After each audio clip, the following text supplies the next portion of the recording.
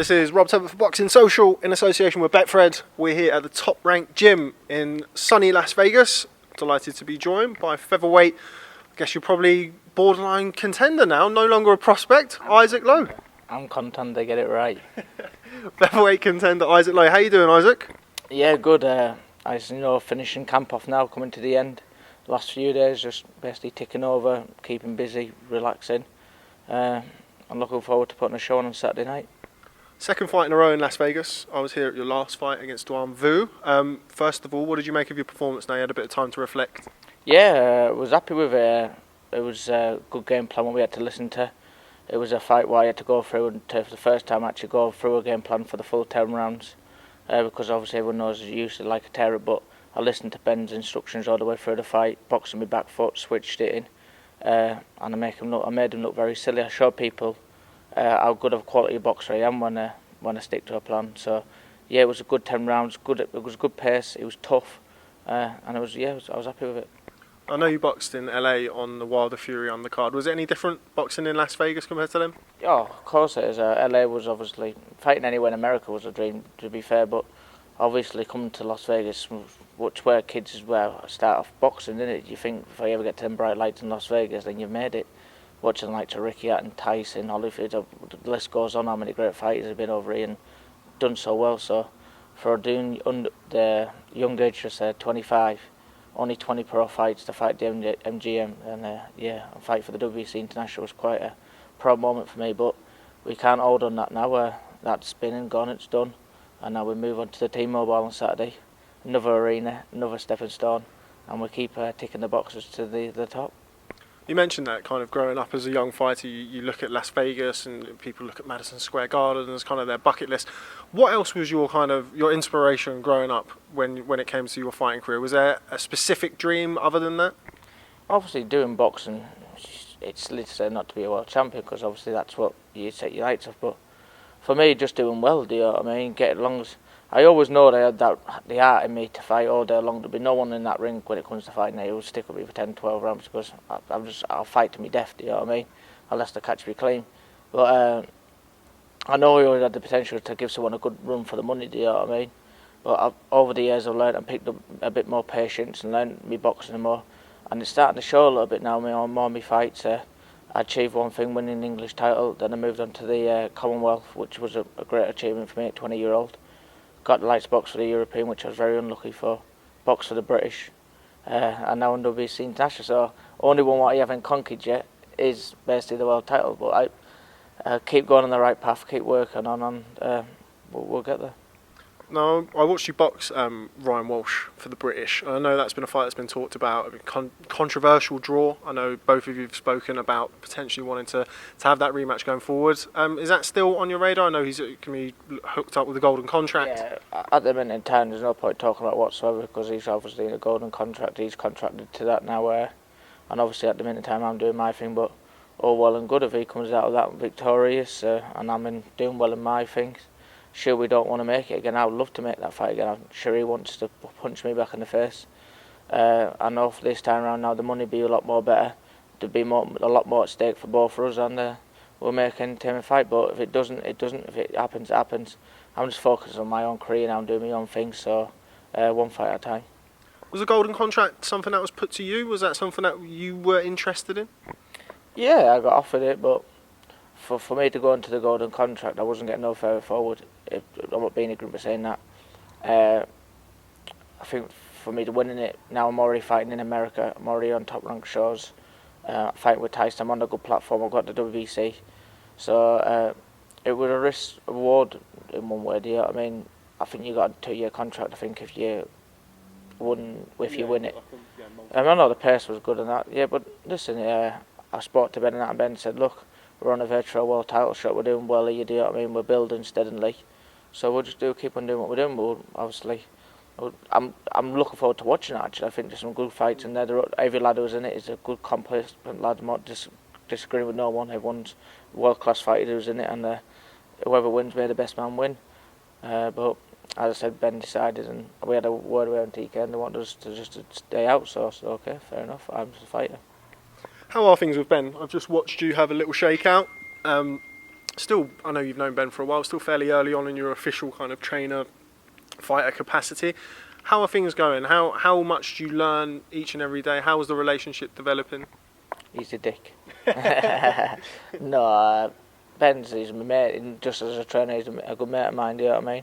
Every camp we're learning new things, you know what I mean? I'm getting patient more, picking up things what he's been trying to, because I've got a brain like a 2-year-old, I'm so thick, he has to go through over and over and over and over again, but he's got the patience, and we're finally getting there. And I think on my last fight, that showed, you know what I mean? Because once upon a time, Isaac Lowe would have went forward with you and stood out for him for 10 rounds, you know what I mean? Anyone who knows that.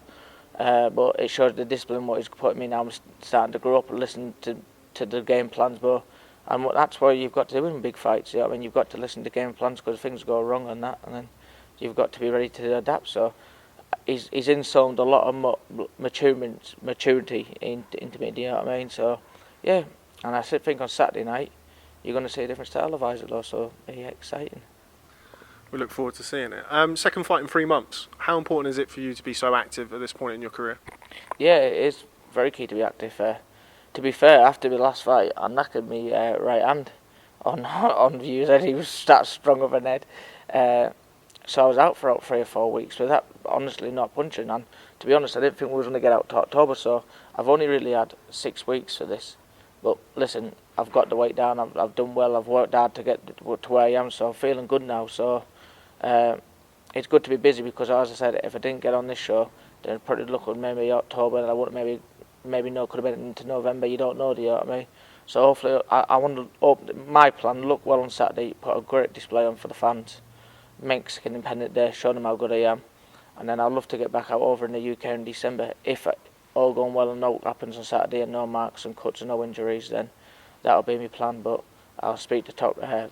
I'll speak to MTK, and we'll see how it goes from there.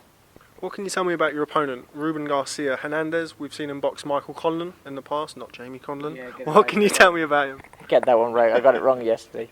Yeah, and also he's boxed. Who did he box? Ben Nunny, and took him 12 rounds. He's been in with the best of them. Do you know what I mean? Very, very, very strong. Very, very tough. So if I'm not on my game and switched on for the fight and I'm catching him and I take a little lapse with it, then it will cause me problems. So I've trained hard for an hard 10 rounds of hell. He's Mexican Independent Day, he's a Mexican, so I'm sure he wants to come and put a great show on for the fans, you know what I mean?